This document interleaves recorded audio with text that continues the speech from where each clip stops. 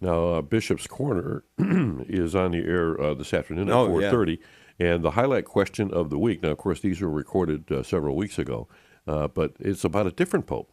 Isn't that something? Yeah, All right. Pope St. John Paul II. All right. Tim writes, Dear Bishop Thomas, we have just marked 20 years since the passing of Pope St. John Paul II. I understand you were at the Vatican during his pontificate. Can you share what you learned most from JP2 that you apply to your ministry today?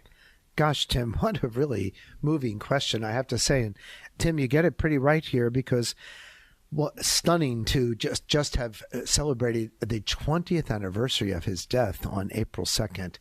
And for me, stunning to imagine that I had the privilege and the grace and humbled by the honor to work at the Vatican, at the Holy See, in the Congregation for Bishops for 15 years under his pontificate.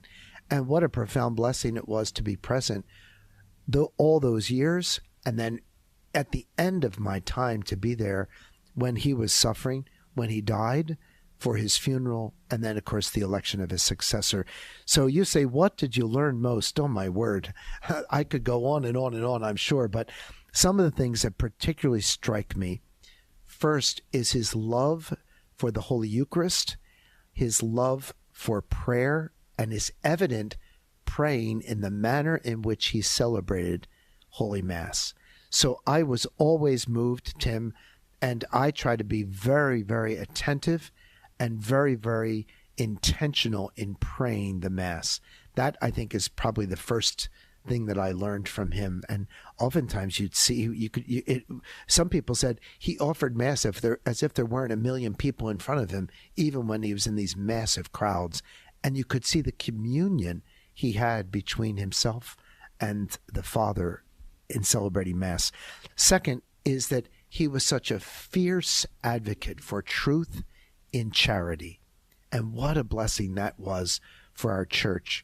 And remember, it was by his own example and connection to youth. So that's amazing. And he inspired so many vocations to the priesthood.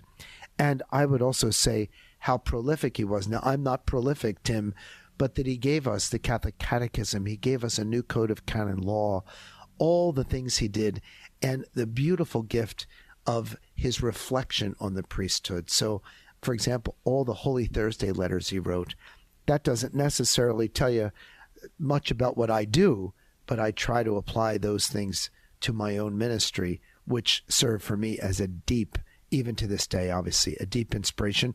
And Tim, I often say, I had the blessing of being installed as your bishop on the first feast day of John Paul II as a saint. It was October 22nd, 2014. So you understand, Tim, my deep affection for him as a saint now, and trying to emulate him in my pastoral ministry. Thank you, Tim. Wow. And, of course, the rest of the show, as they say, the rest of the story coming up a little later this afternoon. That's one of what, 5 Say Yes to Life on at questions? 4 o'clock, and then, of course, the Bishop's Corner coming up at 4:30.